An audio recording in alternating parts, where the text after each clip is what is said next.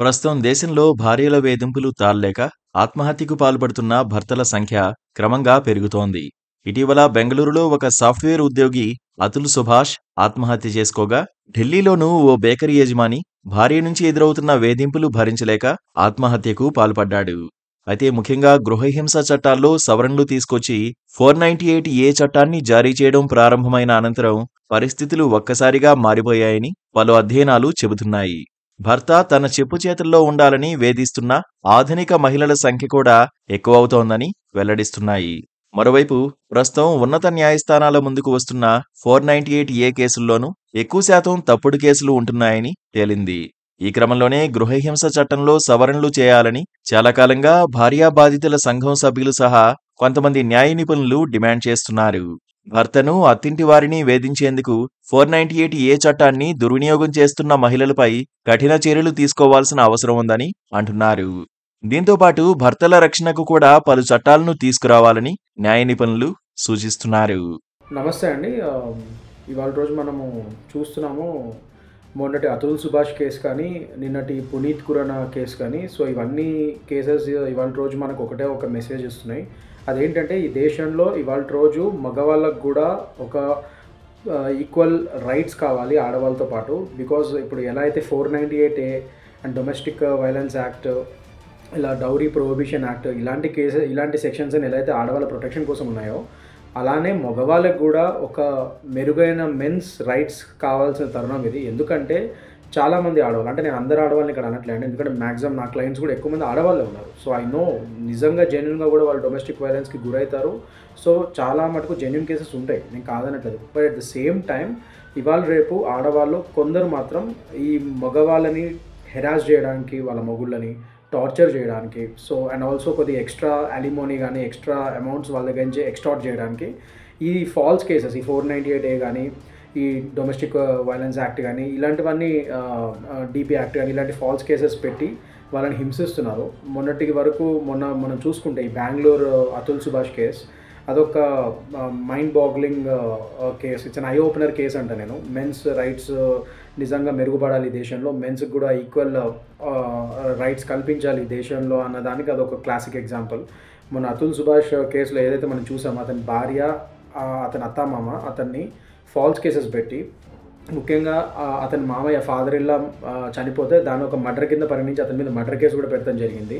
At the same time ఇంక ఇలానే ఈ 498 ఫాల్స్ కేసు ఒకటి, అండ్ డొమెస్టిక్ వైలెన్స్ కంపెన్సేషన్స్, ఇంకా ఇవన్నీ ఒక ఆడవాళ్ళకి ఏవైతే ప్రొటెక్షన్ కోసం పెట్టిన కేసెస్ అయితే ఉన్నాయో ఆ కేసెస్ అన్ని అతని మీద ఫాల్స్ కేసెస్ పెట్టి, అలాంగ్ విత్ ఆమె ఫాదర్ చనిపోయిన కేసుని కూడా అతని మీద ఇతనే ఏదో చేశాడని చెప్పి మర్డర్ కేసు పెడతాం జరిగింది.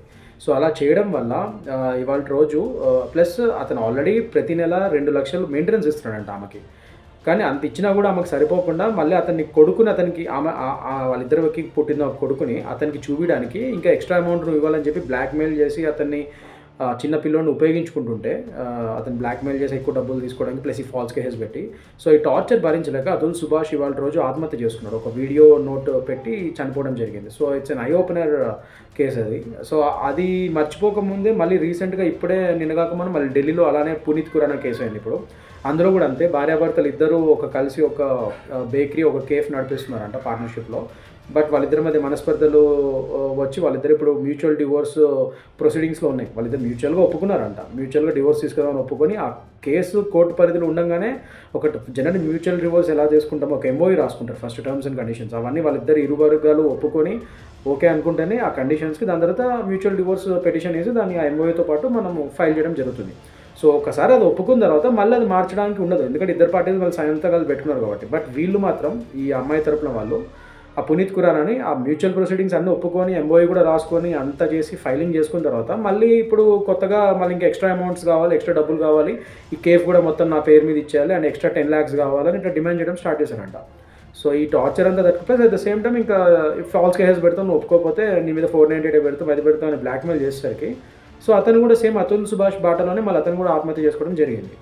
సో ఇవాళ రోజు ఈ 2 కేసెస్ ఒక ఐ ఓపెనర్ కేసెస్ అంటా నేను. ఇప్పటికైనా మన సెంట్రల్ గవర్నమెంట్ మేల్కొని సో ఖచ్చితంగా మెన్స్కి అంటే మగవాళ్ళకు కూడా ఒక ఈక్వల్ రైట్స్ కల్పించే విధంగా అలాంటి యాక్ట్స్ మన పార్లమెంట్లో ఆ బిల్స్ పాస్ చేయాలని చెప్పి, అట్లనే ఈ ఫాల్స్ కేసెస్ పెట్టే వాళ్ళ మీద కూడా కొద్దిగా సివియర్‌గా దండన ఉండే విధంగా. ఎందుకంటే ఇట్లాంటి ఫాల్స్ కేసెస్ పెట్టే వాళ్ళ మీద కూడా ఒక సివియర్ శిక్షలు పడే విధంగా ఒక 10 ఇయర్స్ అబోవ్ శిక్షలు పడే విధంగా ఒక అమెండ్మెంట్స్ తీసుకురాగలిగితే అప్పుడు ఈ ఫాల్స్ కేసెస్ వేసే వాళ్ళ సంఖ్య అంటే మగవాళ్ళు కానీ ఆడవాళ్ళు కానీ ఎవరైనా కానీ ఇట్లా ఫాల్స్ కేసెస్ వేసే వాళ్ళ మీద మీకు ఇలా ఫాల్స్ కేసు వేస్తే మీకు రివర్స్లో ఇట్లా 10 ఏళ్ళ జైలు శిక్ష పడుతుంది. ఒకవేళ అది ఫాల్స్ కేసు అని నిరూపించబడితే కోర్టులో అది మళ్ళీ మీ మీద రివర్స్లో ఒక 10 ఏళ్ళ జైలు శిక్ష పడుతుంది అని చెప్పి ఇలాంటి అమెండ్మెంట్స్ తీసుకురాగలిగితే అప్పుడు ఇలాంటి ఫాల్స్ కేసెస్ పెట్టే ప్రక్రియ అండ్ ఇలాంటి కేసెస్ పెట్టే జనాలు తగ్గుతారు, ఈ పర్సనేజ్ తగ్గుతుంది అని చెప్పి నా ఒపీనియన్. సో దీని మీద నేను చాలా డిబేట్స్లో చాలా ఇంటర్వ్యూస్లో మాట్లాడటం జరుగుతుంది ఆల్రెడీ.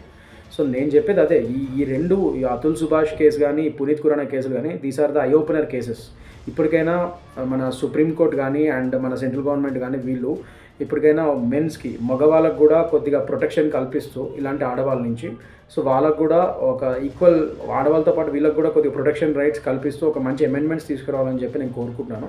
త్వరలోనే నేను కూడా అంటే ఆడవాళ్ళతో పాటు మగవాళ్ళ రైట్స్ గురించి కూడా నేను చాలాసార్లు అడ్వకేట్ చేయడం జరిగింది. So that's what I'm saying. So ఆ విధంగా మన సెంట్రల్ గవర్నమెంట్ అండ్ మన సుప్రీంకోర్టు మన జ్యుడిషియరీ అలాంటి స్టెప్స్ ముందుకు తీసుకెళ్తారని చెప్పి నేను ఆశిస్తున్నాను. సో సెలవు తీసుకుంటున్నాను. Thank you.